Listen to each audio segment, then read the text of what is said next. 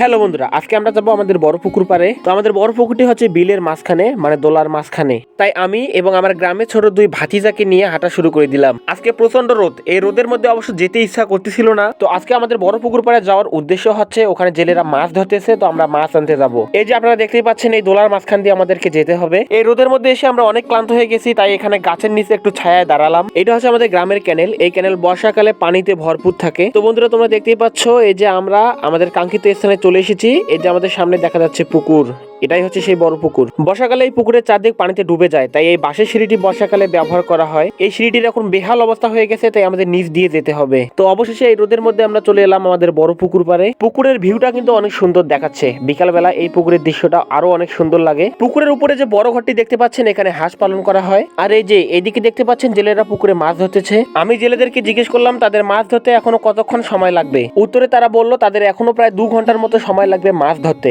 আর আপনারা তো দেখতে পাচ্ছেন অনেক বড় পুকুর, সময় লাগারই কথা। আর এই পুকুরের পাড় দিয়ে আমের চারা রোপণ করা হয়েছে। এই আমের চারাগুলোতে অনেক সুন্দর মুকুল এসেছে। এই পুকুর থেকে 3 ভাবে আয় করা যায়: হাঁস, মাছ এবং আম।